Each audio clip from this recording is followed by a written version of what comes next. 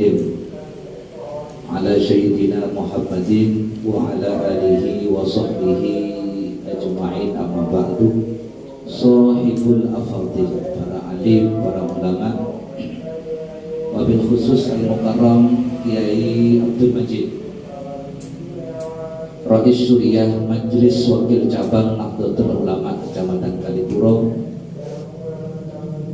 dan seluruh para asatidz, para guru ngaji, tokoh masyarakat yang hadir pada malam hari ini, terlebih kepada pengurus ranting yang lama, Rais Suriahnya Al-Ustadz Nur Hidayat, tanjudiannya Bapak Selamat, yang alhamdulillah pada malam hari ini bisa menyelenggarakan musyawarah ranting.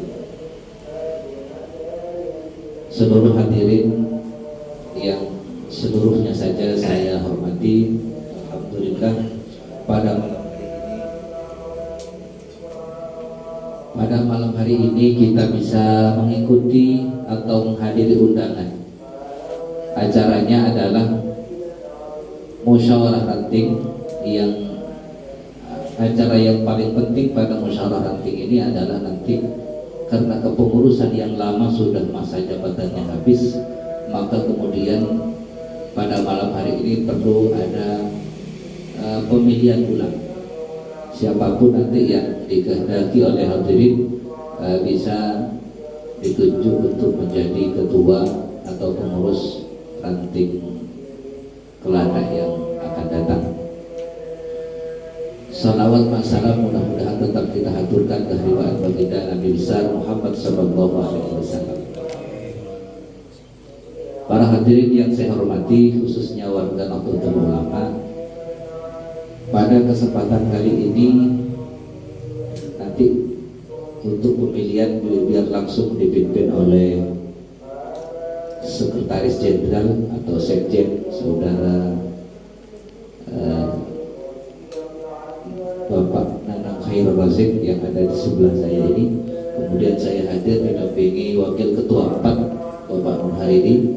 Mestinya kompak pada malam hari ini, semua jajaran kepengurusan datang, tapi kemudian ternyata teman-teman ada yang bersamaan di tempatnya masing-masing terkait dengan nuzulul Quran, sehingga kami hanya berempat hadir dalam rangka musyawarah ranting pada malam hari ini. Mungkin sebelum kita memilih kepengurusan, perlu mungkin kula sareng sampeyan semua mengingat-ingat ulang sebenarnya NU ini hari ini seperti apa.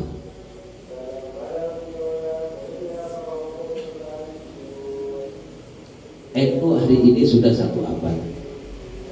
Sejak NU didirikan ini sudah umurnya 100 tahun.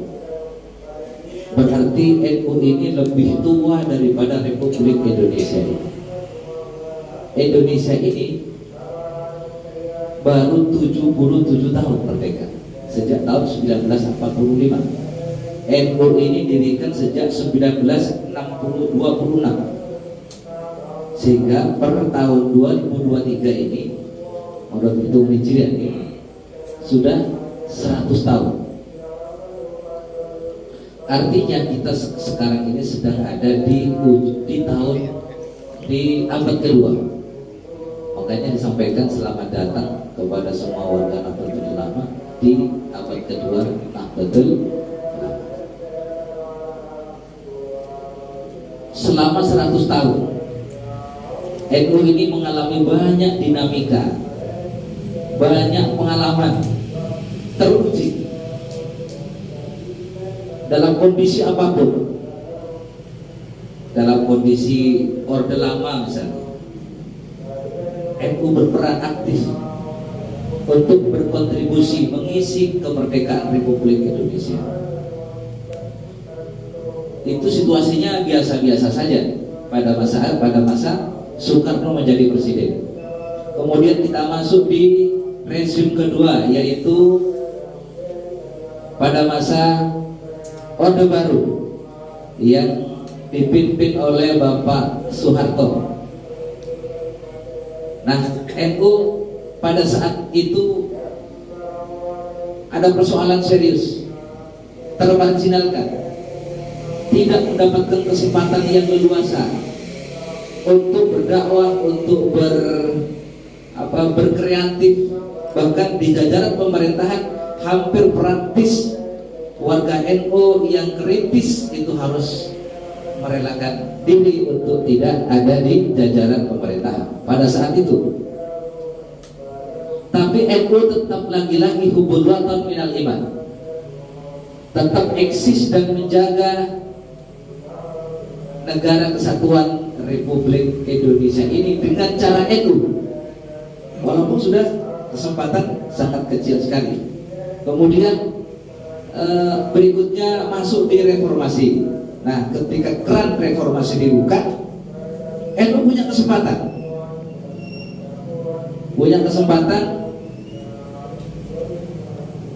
sehingga hari ini sejak reformasi dibuka, NU pernah punya presiden yang kader Nahdlatul Ulama. Hari ini 2 kali wakil presiden Republik Indonesia yang dijabat oleh kader NU. Yang pertama adalah Yusuf Kala. Yang kedua hari ini Kiai Haji Ma'ruf Amin. Gubernur di beberapa daerah dijabat oleh banyak kader-kader Nahdlatul Ulama, khususnya di Banyuwangi misalnya. Di Jawa Timur, Khafifah Indar Parawansa sampai hari ini masih ketua Muslimat pusat. Di Banyuwangi ada beberapa kali bupati. Monggo yang di luar masuk biar komunikatif, masih ada tempat. Monggo masuk.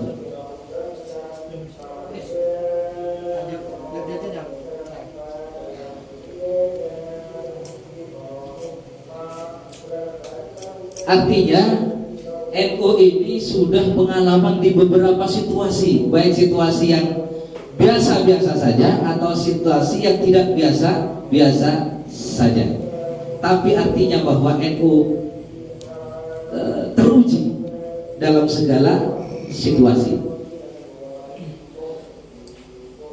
Hadirin yang saya hormati, kenapa seperti itu? Perjalanan NU ini kok dari waktu ke waktu dinamis. Dinamis itu artinya apa? Ya, tidak kaku, terus bisa turun naik situasinya. Ustaz Hasan, ini sahib lama ini. Saya dengan Ustaz Hasan ini dulu ngajinya satu kelas, cuman beda-beda nasib aja. Pada sampai pada sampai. Hadirin yang saya hormati, kenapa seperti itu? Marilah kita memahami cikal bakal berdirinya Nahdlatul Ulama, dan ini menjadi dasar kepada pengurus nanti di dalam ngurus Nahdlatul Ulama ini. Insya Allah saya masih ingat pada tahun 1988. Insya Allah Ustaz Tarsono bersama saya waktu itu. Pada tanggal 2 Januari, tepatnya hari Sabtu, Kiai Haji Raden As'ad Syamsul Arifin itu mengumpulkan santrinya. Kalau dulu namanya rapat triwulan, tapi semua santri di semua tingkatan itu dipanggil ke aula. Waktu itu ada aula putra baru, auditorium yang baru. Sekarang sudah habis, baru lagi sekarang lebih besar. Waktu saya mondok ada aula lama kecil, terus ada aula baru selesai. Nah, aula baru yang dulu itu sudah habis ini, jadi ganti aula yang lebih baru lagi dan lebih besar. Nah, Kiai As'ad pada saat itu bercerita, makanya saya ini paham kula nih Kak, bisa matur lagi. Saya ini ngerti NU itu sebenarnya langsung dari Kiai Haji Raden As'ad Syamsul Arifin. Bukan hanya sekedar baca-baca buku, itu tidak. Pada hari itu kiai itu bercerita tentang dua hal. Yang satu terkait dengan persoalan NU. Ceritanya begini. Pada saat Kiai Syamsul Arifin masih menjadi santri di Mbah Khalil Bangkalan, satu hari beliau dipanggil oleh Mbah Khalil Bangkalan. Kepentingannya adalah untuk mengantarkan tongkat. Suruh antarkan kepada Kiai Haji Hashim Asy'ari Jombang. Ada pesan yang dititipkan oleh Mbah Khalil Bangkalan. Pesannya adalah sebuah ayat yang ada di dalam surat Thaha. A'udzubillahi minasyaitonirrajim. Wa ma tilka biyaminika ya Musa faqala hiya asai atawakkau 'alaiha wa ausyu bi al-ghanami wa liya fiha ma'arib ukhra. Qala alqiha ya Musa fa'alqaha wa qala fa'alqaha fa idza hiya hayyatun tas'a khudha wa la takhaf sarma'ituha siratahan ula. Nah, inti atau pesan kalau diterjemahkan ke dalam bahasa Indonesia, pesan yang ada di dalam ayat ini ternyata ada 3 poin penting. Ada pesan penting yang harus kita pahami bersama-sama sebagai warga Nahdlatul Ulama, lebih khusus lagi kepada calon pengurus Nahdlatul Ulama di semua tingkatan. Apa pesan yang pertama? Ini kan ayat ini bercerita tentang dialog, diskusi antara Allah dengan Nabi Musa. Kata Allah, Musa, yang ada di tanganmu itu apa Musa? Faqala hiya asaya. Ini tongkat Gusti. Tongkat Gusti. Kata Nabi Musa. Untuk apa? Atawakkau 'alaiha. Tongkat ini Gusti saya pakai, manfaatnya adalah untuk dijadikan pegangan. Pegangan ketika dalam situasi apapun. Misalnya Rasulullah, Nabi Musa sedang melakukan perjalanan yang di jalan itu misalnya jalannya tidak baik, ada tanjakan, ada naik misalnya, terjal, bahkan dijadikan alat untuk melompat dari tempat satu kepada tempat yang lain. Tongkat ini digunakan oleh Nabi Musa untuk itu, dan itu disampaikan kepada Allah. Untuk itu Gusti. Artinya apa? NU itu isyarahnya gitu ya, filosofinya NU itu didirikan untuk menjadi pegangan kepada organisasi yang akan dijadikan pegangan ajarannya oleh umat Islam, khususnya Islam ahli sunnah wal jamaah. Itu maksudnya. Makanya NU ini lalu kemudian banyak mengatakan hari ini menjadi madrasah besar atau pesantren besar, Ma'hadul Kubro. Pesantren kecilnya mana? Ada Pondok Pesantren Sukoharjo, ada Bultakum, ada Penataban, ada Sidogiri, ada Nurul Jati dan sebagainya. Itu namanya NU, pesantren-pesantren NU kecil. Ya, NU kecil, pesantren kecil. Kalau ditarik lagi ke masyarakat ada madrasah, RA, MI, MTS, Aliyah, dan kalau dikecilkan lagi ada lembaga-lembaga atau majelis-majelis taklim. Di masjid ada rutinan, di mushola ada rutinan. Itu semua dalam rangka untuk mengajarkan mengokohkan akidah kita, mengajarkan kepada masyarakat agar beragama itu, berislam itu lebih baik dan benar. Itu maksudnya atawakkau 'alaiha. Dan di bidang ini sudah luar biasa. Sudah luar biasa. NU tidak hadir saja, ini sudah jalan. Coba saya tanya takmir masjid yang sebelah ini, setiap ada rutinan apa disuruh oleh NU? Apa pengurus NU datang, Pak tolong adakan rutinan? Tidak pernah. Atau yang lebih kecil lagi, di masyarakat tiap RT ada arisan. Arisannya biasanya tahlilan gitu. NU pernah nyuruh? Nah, pernah nyuruh tapi jalan. Apa itu? Itu karena berkahnya para alim ulama, tokoh agama, para asatid yang terus tidak pernah berhenti untuk berdakwah, mengajak masyarakat berislam, Islam ala ahli sunnah wal jamaah. Ya umpamanya dulu ya sampai sekarang kecil-kecil ada lah ya, masyarakat itu dihebohkan dengan, karena di Indonesia ini ada organisasi yang lain selain NU. Yang membedakan biasanya kita itu membedakan dengan amal-amal kecil, cabang-cabang agama yang kecil, misalnya soal tarawih 2-3 rakaat dengan 11 rakaat. Kemudian ada talqin, ada yang tidak pakai talqin, ya kan? Ada yang tahlil, ada yang tidak tahlil, ada yang qunut, ada yang tidak qunut. Itu dulu tahun 80-90-an perdebatannya sengit sekali. Pokoknya mau aman tauhid, aman tuh Pak orang Muhammadiyah takbur lah bu. Yang tak bisa masuk surga. Alhamdulillah sekarang sudah agak cair. Qunut dan tidak qunut sudah silahkan, tapi tidak diperdebatkan. Perdebatannya sudah berhenti soal qunut dan tidak qunut. Kenapa berhenti? Orang sudah banyak tidak baca qunut. Kenapa kau tidak baca qunut? Tak mati baca sombong. Sombong dalam bus. Makanya qunutnya juga tak baca. NU juga tidak hanya orang Muhammadiyah. NU juga kadang-kadang salat subuhnya kesiangan, qunutnya juga sudah hilang. Ini yang pertama. Yang nomor 2,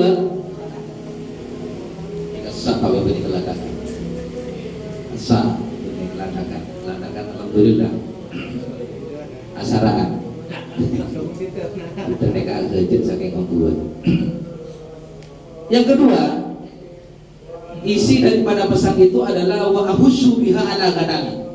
Filosofinya, Gusti kata Nabi Allah Musa, tongkat ini di samping untuk pegangan bisa saya pakai untuk sewaktu-waktu mukul pohon.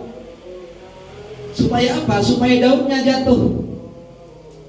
Untuk apa daunnya jatuh? Biar dimakan oleh kambing-kambing atau domba-domba yang dipelihara oleh Nabi Musa. Apa kalau ditarik kepentingannya, apa kaitannya dengan NU? NU itu tidak hanya ngurus soal-soal agama saja, bukan hanya ngurusin jenengan tentang sholatnya, tentang tahlilnya, tentang akidahnya, tentang puasanya, tidak hanya itu, tapi NU juga ngurusin tentang kesejahteraan masyarakat. Makanya nanti ketika terbentuk pengurus yang baru juga harus bersama-sama membentuk Lazisnu, lembaga zakat, infak dan sedekah. Ya kalau ini Ustaz Nur Hayat ini sudah pengalaman di Basnas, nah, nanti bisa kolaborasi dengan Lazisnu yang ada di Ranting Kelata. Silahkan nanti di Kelata ini dengan seluruh potensinya mengumpulkan dana sebanyak-banyaknya, sebisanya, hasilnya untuk dikembalikan kepada masyarakat Kelata. Tidak boleh ditasarufkan kepada yang lain. Bahkan MWC saja sejak kepengurusan yang baru ini sudah saya potong untuk tidak mengambil potensi-potensi yang ada di masing-masing ranting. Apapun yang ada di ranting silahkan kelola dengan baik dan kembalikan kepada masyarakat Kelata. Artinya seandainya masa kerajaan, MWC sudah tidak mengambil upeti terhadap ranting-ranting di masing-masing daerah. Memikirkan ekonomi masyarakat itu ada yang langsung disantuni, namanya sedekah konsumtif, langsung bisa dihabiskan. Tapi NU juga akan terus mengawal masyarakat supaya kader-kader Nahdlatul Ulama, terutama yang masih muda-muda, untuk punya ghirah, punya keinginan untuk menjadi pengusaha, supaya warga NU ini mandiri dan bermartabat.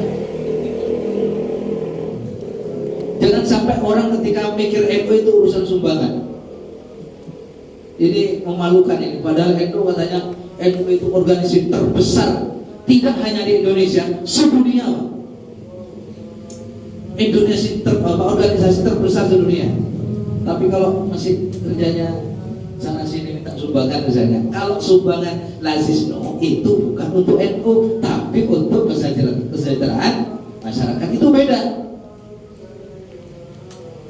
Makanya NU Kalipuro alhamdulillah hari ini sudah punya koperasi simpan pinjam syariah BMT NU Jawa Timur, yang kalau sampai ke kantor NU di sebelah kirinya itu ada ke utara, pintu masuk itu kan ada BMT NU Jawa Timur.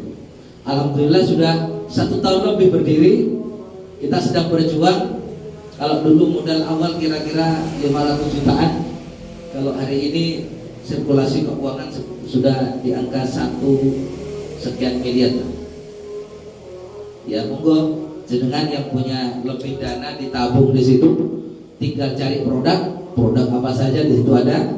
Jadi kalau punya uang 100 juta, tabungan itu namanya tabungan apa namanya?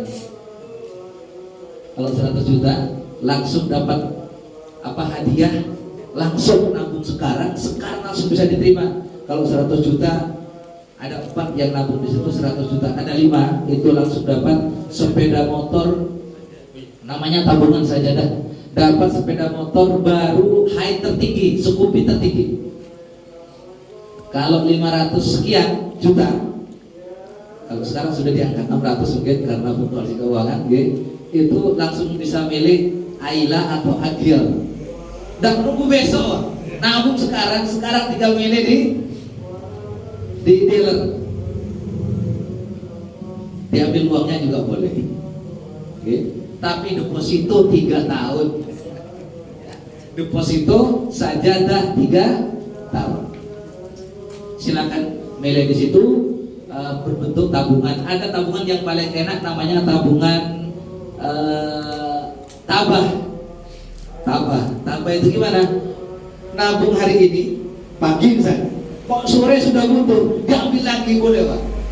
Dan itu nabungnya juga dijemput ke rumahnya, dan begitu mau ngambil tidak usah ke kantor, langsung diantarkan ke rumahnya, tanda tangan di rumahnya Pak. Itu namanya tabah. Yang tabah itu yang harus sabar, yang harus tabah dalam petugasnya. Soalnya nabung pagi, sore sudah diambil boleh. Artinya untuk program tabah ini bisa diambil kapan saja, tidak menunggu hari raya. Dan berbagai macam tabungan. Ini untuk tokoh-tokoh tabungan ini. Kalau yang kedua, saya butuh toko-toko Pak. Kalau tadi kan tokoh orang punya uang, sekarang toko-toko orang yang punya usaha. Silakan kalau mau mengajukan pinjaman dengan akad syariah di kantor BMT. Ya, kalau soal persyaratan bukan di sini Pak, nanti dikacap saja di kantor cabang. Nah, BMT ini se-Jawa Timur ini kantor cabangnya sudah 100. Asetnya berapa? 7 triliun. Itu dari modal 400.000 tahun 2014. Dan hari ini menjadi koperasi terbaik nomor 1 se-Jawa Timur. Alhamdulillah kita sudah punya, dan ini dalam rangka untuk bagaimana membangun NU ke depan yang mandiri dan bermartabat. Jangan sampai guraunya Ki Hasyim Muzadi itu masih menjadi gangguan kepada kita. Beliau pernah gurau begini, NU itu masanya jelas, artinya jumlah warganya jelas, masanya jelas, cuman masa depannya tidak jelas. Nah, ini kan tak lebur ini tak lebur. Oleh karena itu generasi muda NU juga akan mengadakan pelatihan kewirausahaan. Bagaimana generasi muda NU tampil sebagai pengusaha. Kenapa seperti itu? Ada 2 alasan yang sangat penting dan faktanya kita menjadi korban. Apa itu? Yang pertama, Indonesia ini 100% aset Indonesia ini hari ini sedang dikuasai oleh kelompok minoritas. 75%-nya sedang dikuasai oleh kelompok minoritas. Dan kelompok minoritas di Indonesia itu hanya 0,5%. Coba bayangkan, 270 juta warga Indonesia, 0,5%-nya sekitar 13 juta itu menguasai aset Republik ini 75%. Sisanya yang 25% dibagikan sisa jumlah terhadap penduduk Indonesia 99,5%. Makanya kita miskin. Nah ini fakta, ini harus terutama generasi muda Nahdlatul Ulama harus tahu. Dan kita yang sudah punya anak yang sekolah jangan tanggung-tanggung, harus betul-betul diperjuangkan. Dan begitu pulang nanti jangan mindsetnya begitu pulang bapaknya bilang, nak tolong ijazahnya difotokopi sebanyak-banyaknya, lalu kemudian dimasukkan ke lembaga-lembaga pekerjaan, lembaga keuangan, lembaga macam-macam. Artinya cari kerja. Artinya apa? Anak kita sedang dididik menjadi orang yang bermental guru. Padahal menjadi bos kecil itu jauh lebih baik daripada seorang guru besar.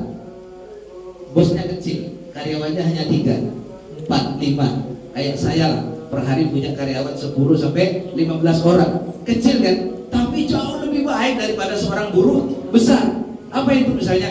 Jadi seorang direktur di sebuah perusahaan, tapi perusahaannya bukan punya kita. Suatu saat kita akan diberhentikan.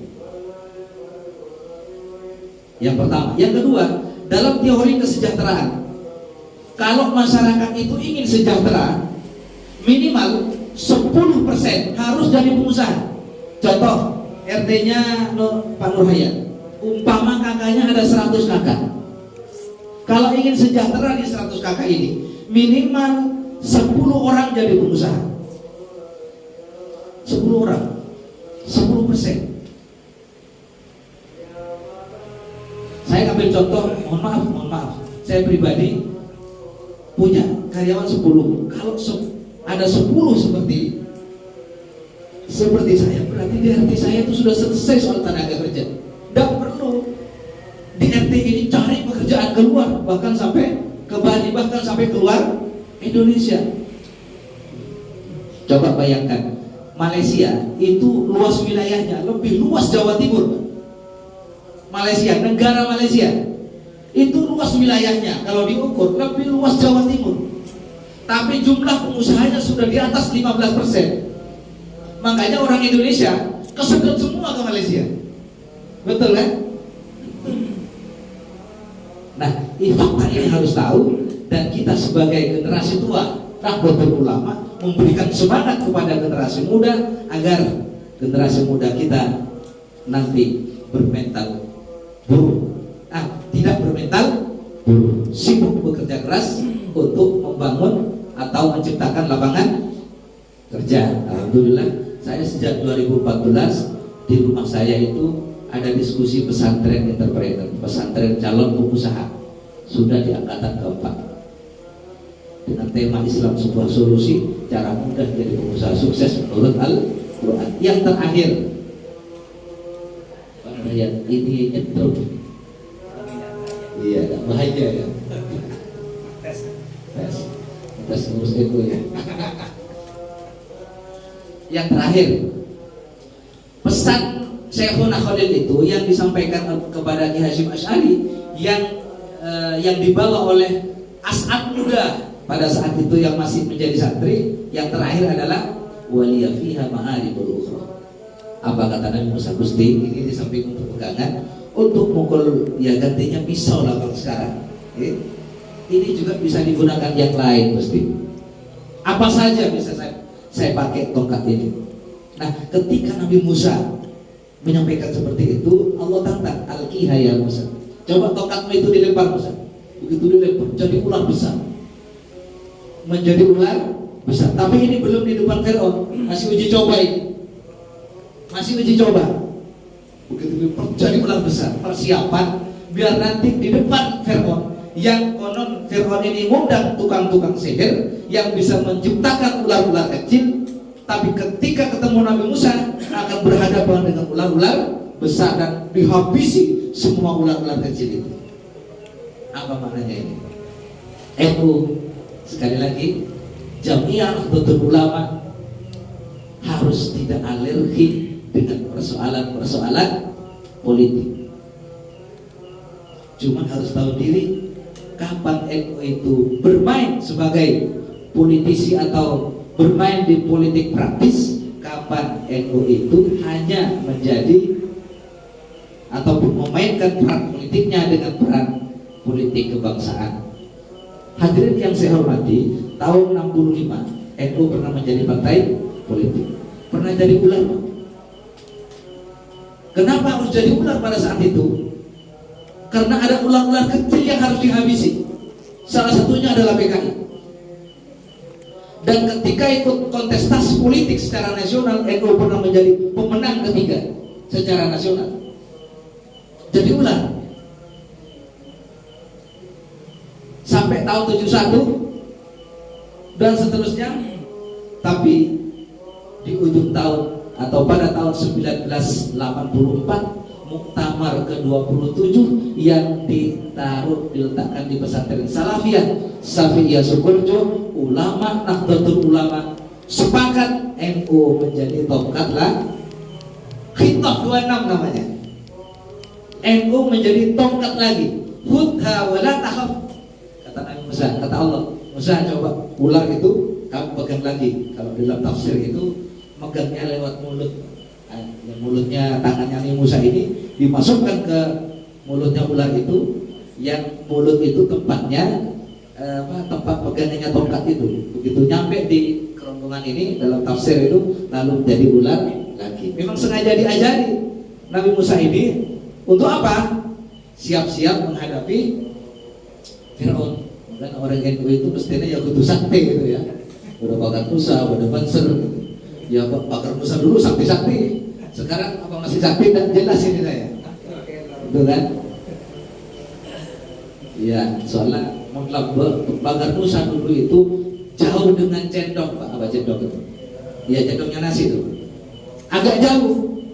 Kalau sekarang kan bakar Musa dekat sama cendok. Artinya akan melong. Nah, hari ini, yang penting hari ini NU ini sedang memainkan politik kebangsaan. Jadi kalau saya dan sebagai pengurus NU, Abdul Majid dan jajaran yang lain, itu tidak boleh terlalu dekat dengan salah satu partai politik.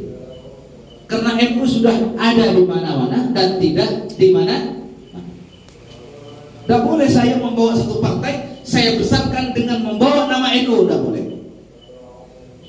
Pengurus NU yang mau nyalek, yang mau jadi DPR, boleh, tidak apa-apa. Cuma kalau pengurus NU harus menyatakan keluar dulu dari pengurus NU. Kader NU boleh bermain politik, masuk ke area politik, cuma kalau pengurusnya tidak boleh. Supaya apa? Supaya di Indonesia ini tidak ada cebong dan kampret. Coba bayangkan pilihan yang kemarin. Ada cebong, ada kampret. Ternyata di cebong itu ada orang NU, di kampret juga ada orang NU. Kan ini ironis, Pak.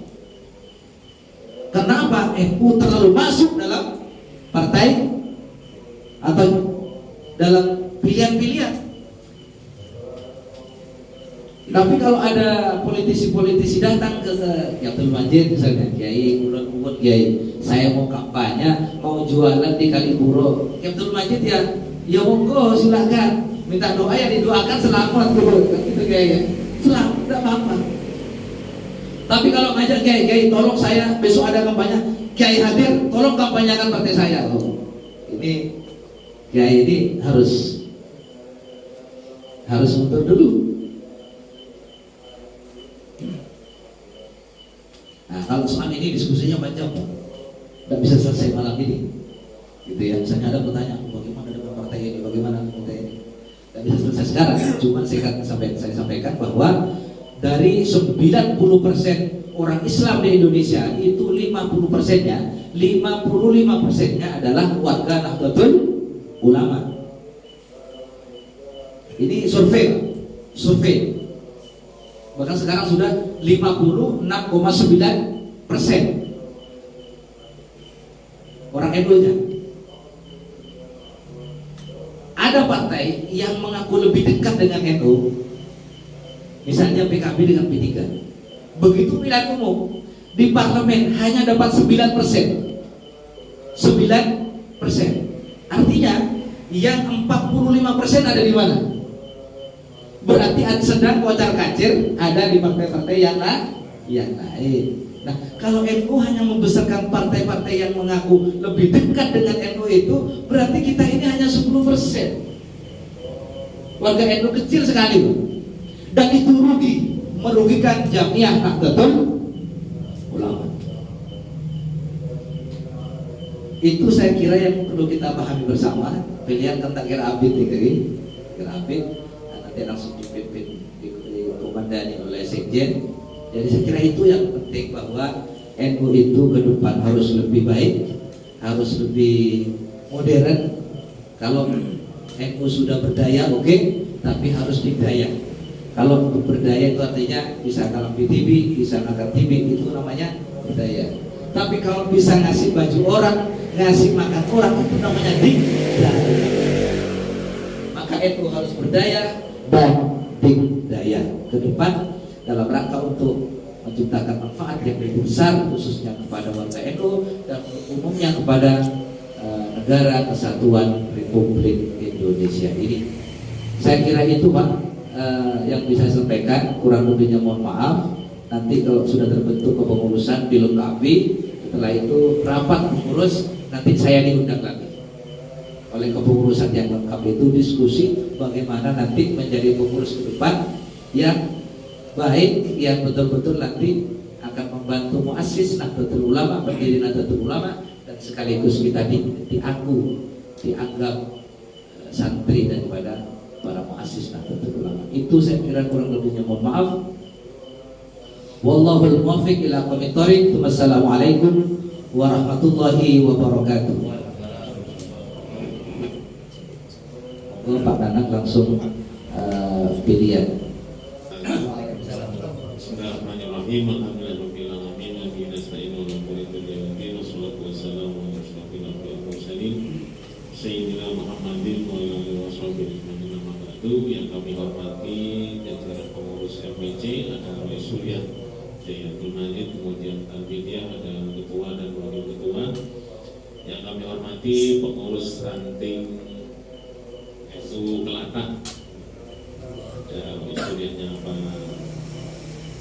Murahayat, kemudian ketua Al-Bidiyahnya Pak Selamat, dan kebetulan juga beliau Roy Surya ini juga tuan rumah di pengasuh musola dari Baitul Mu'tamar. Tak lupa juga hadirin undangan yang hadir pada malam hari ini. Ya, ini singkat saja sebelum mungkin nanti ada sambutan dari Ketua Al-Bidiyah Ranting.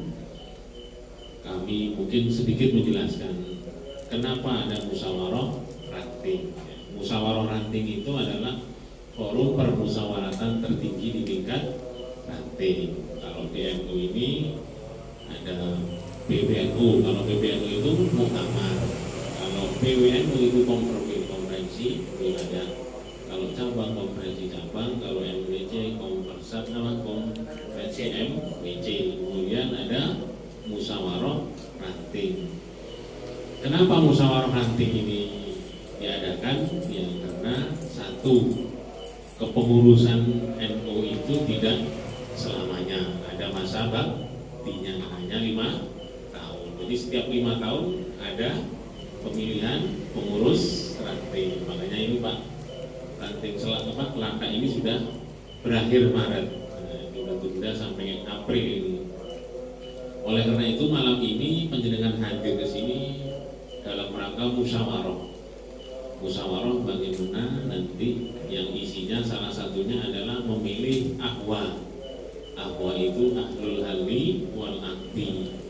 Nah ini yang terdiri dari tokoh agama, tokoh masyarakat, ini 5 orang nanti yang kita tunjuk, yang kita pilih bersama. Siapa saja 5 orang itu nanti, yang 5 ini tugasnya memilih Rois Surya ranting.